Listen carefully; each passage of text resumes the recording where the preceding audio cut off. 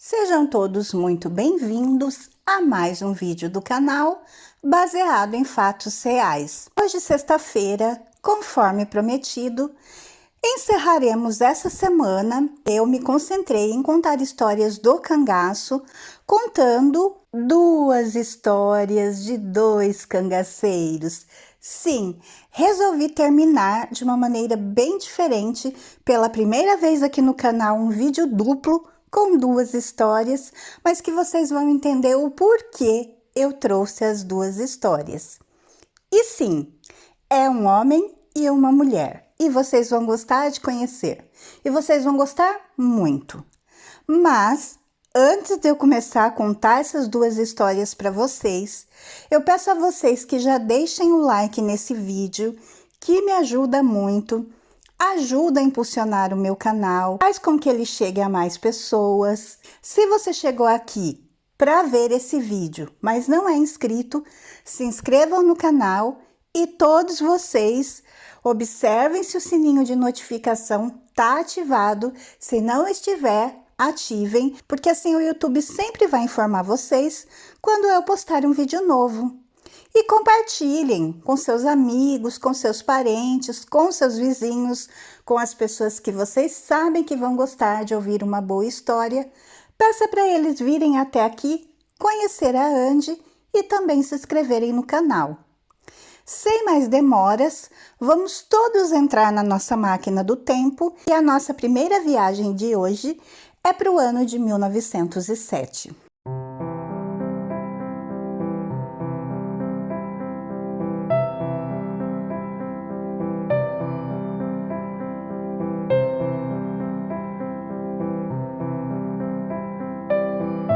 Eu fiz uma semana baseada em fatos reais do cangaço. Então eu contei para vocês a história do cangaço em si, de Maria Bonita, e hoje eu resolvi trazer duas histórias para finalizar. Porque resolvi falar dele, eu ia falar dele primeiro, mas como a história dele é interligada com a mulher que foi a companheira dele no cangaço, então eu resolvi trazer as histórias dos dois. O primeiro personagem, então, o primeiro que iremos conhecer hoje, é o Corisco. É o Cristino Gomes da Silva Cleto, que ficou conhecido como Corisco, que nasceu em Água Branca em 10 de agosto de 1907 e morreu em Barra do Mendes em 25 de maio de 1940. Foi um cangaceiro do bando do Lampião, foi o segundo cangaceiro mais famoso e mais conhecido depois do Lampião. E é exatamente por isso que eu resolvi trazer a história do Corisco, porque ele foi muito conhecido, tanto quanto o Lampião. Era o segundo na ordem ali no cangaço. Ele tinha o próprio bando dele, que ele comandava, juntamente com a Dadá, a esposa dele, que depois vamos falar dela também. E ele sobreviveu ao ataque que terminou com a vida do Lampião. E continuou, então, com o cangaço após isso. Por isso, achei muito apropriado trazer a história do Corisco. O Corisco, ele também era conhecido como Diabo Louro. Quando ele tinha 17 anos, em uma briga de rua, Corisco matou um homem que era protegido do coronel da cidade de Água Branca. Água Branca, que é uma cidadezinha no estado do Piauí. E temendo ser punido e sem ter para onde ir, ele tomou a decisão de se aliar ao bando do cangaceiro Lampião. Corisco, ele era um homem muito conhecido por sua beleza. Ele tinha um porte físico atlético e cabelos longos, que deixavam ele com uma aparência muito agradável, ou seja, ele era um homem muito bonito. Além da força física muito grande que o Corisco tinha. Foi por esses motivos que ele foi apelidado de Diabo Louro, quando ele entrou no bando de Lampião. Com a divisão do grupo de Lampião, que era uma das estratégias para fugir da perseguição policial, Corisco tornou-se líder de um dos grupos, formando seu próprio grupo de cangaceiros. Em meados de 1938, a polícia alagoana matou e degolou 11 cangaceiros que se encontravam acampados na Grota do Angico, em Sergipe. Entre eles estavam Lampião e Maria Bonita. Corisco, quando ele ficou sabendo dessa notícia, ele resolveu se vingar furiosamente. Ele se dirigiu até a fazenda Patos e ele matou e degolou Domingos Ventura e mais 6 pessoas da família do fazendeiro. Tinha sido acusado de delatar o bando à polícia. Corisco ordenou a um fazendeiro local que levasse as cabeças para o tenente João Bezerra, ordenando a ele que dissesse ao tenente que as cabeças eram para ele fazer uma fritada. Porém, Corisco assassinou as pessoas erradas. Os culpados por delatar Lampião e seu bando à polícia foram Pedro de Cândido e seu irmão Durval de Cândido. Corisco sequestrou Sérgia Ribeira da Silva, a Dadá, quando ela tinha 12 anos de idade. Sequestrou essa menina de 12 anos, ele a vocês sabem, e ele a obrigou a estar com ele no cangaço, uma menina de 12 anos. Corisco passou a ser o grande afeto da Dadá. Dadá amou muito Corisco, muito, até o fim da vida dela, e ela falava isso. Corisco a ensinou a ler, a escrever, usar armas e ficou com ela até o dia da sua morte. E os dois tiveram 7 filhos, porém só 3 sobreviveram.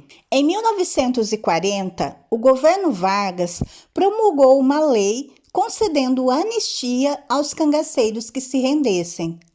Corisco e sua mulher Dadá já haviam decidido deixar o cangaço desde 1939. Quando no ano seguinte estavam em Barra do Mendes, na Bahia, em um povoado que era conhecido como Fazenda Pacheco, o casal estava descansando em uma casa de farinha, depois de almoçarem, e sofreram então um ataque. O ataque foi comandado pela volante do Zé Rufino, juntamente com o tenente José Otávio de Sena.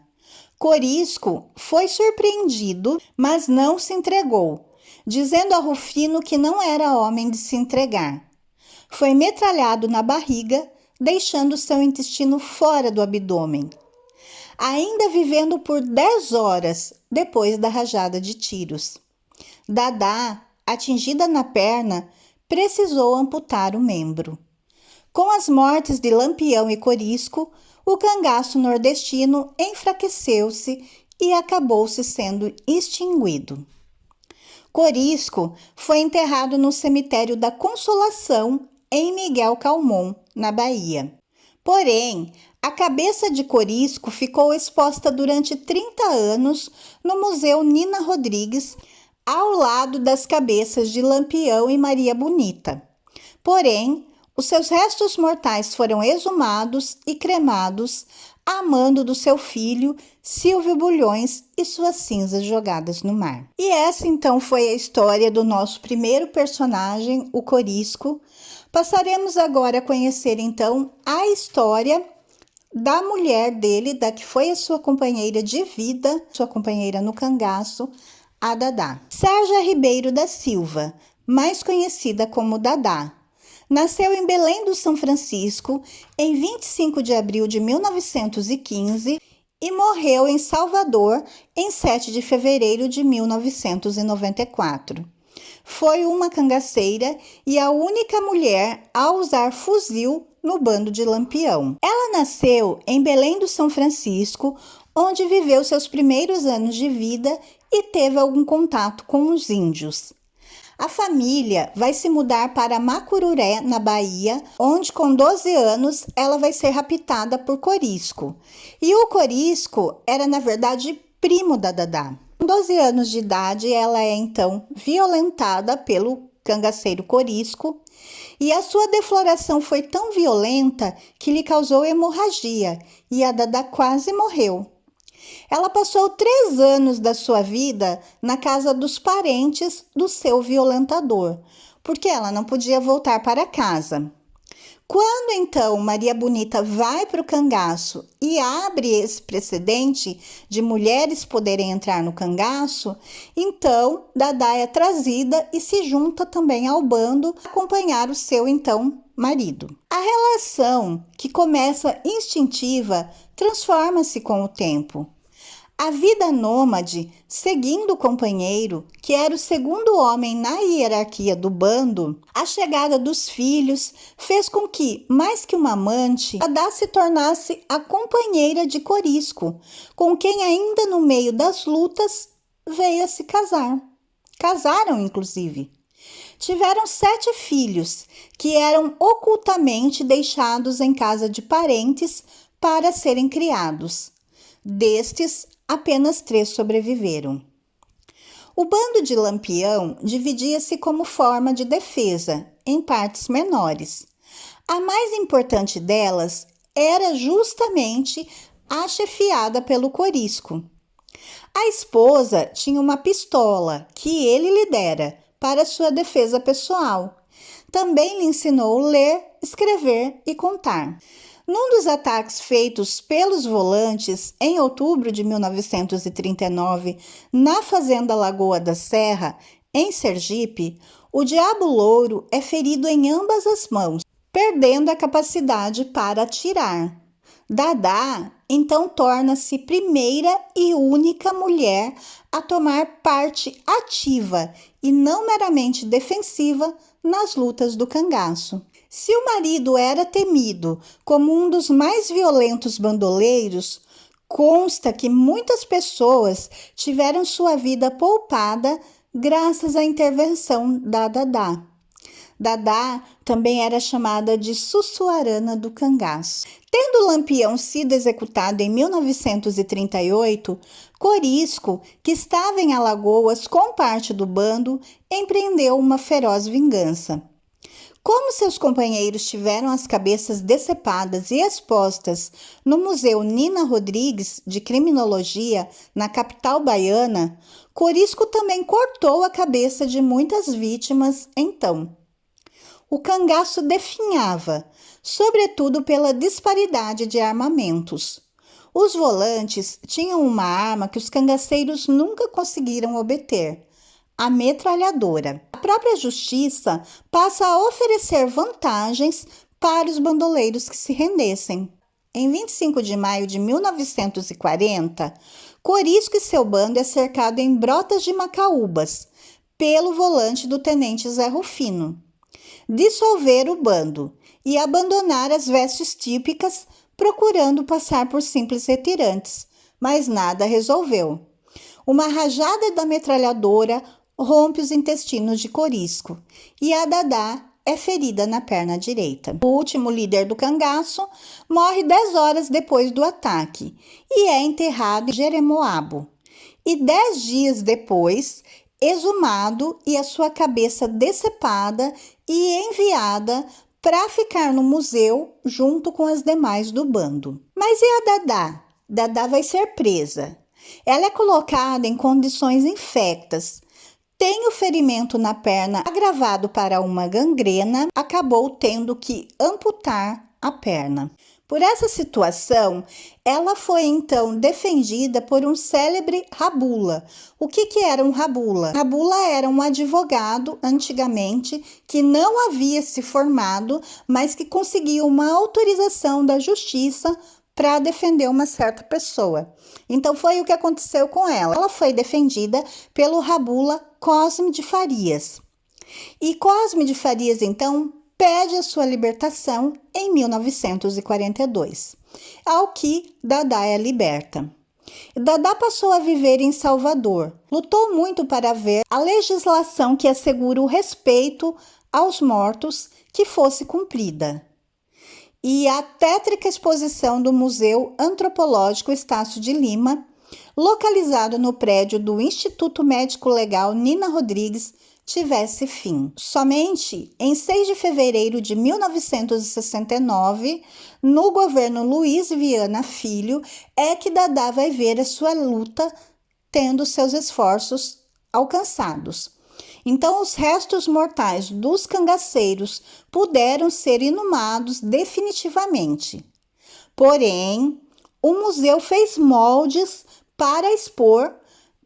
da cabeça para expor em substituição. Por sua luta e representatividade feminina, Dadá foi na década de 1980 homenageada pela Câmara Municipal de Salvador, na Bahia, que tivera Glauber Rocha e tantos outros a retratar o cangaço nas artes. Dadá era a última prova viva a testemunhar o cotidiano de lutas, dificuldades e também de alegrias e divertimentos. Deu muitas entrevistas, demonstrava muito a sua inteligência e a sua desenvoltura. E isso ainda na década de 90, a maioria de nós já era nascido e já tinha uma certa idade para entender. Mas quem não era, que quiser, é só procurar aí revistas da Dadá que vocês vão achar e muitas. Realmente era, uma mulher encantadora, fascinante. Tal como a cangaceira que eu conheci, que eu conto isso no último vídeo. Dadá morre então em Salvador em 1994. Ela se vai, deixando então aí uma luta e um amor, que era o amor pelo seu corisco. Morre e deixa então aí uma história para ser contada. Uma história de sofrimento, de dor, amor também. Eu espero que vocês tenham gostado de conhecer essas duas histórias hoje, de Corisco e Dadá. Se vocês gostaram, por favor, deixem o like, que me ajuda. Se inscrevam no canal e voltem aqui para as próximas histórias. Fiquem todos na paz, um super beijo e até a próxima!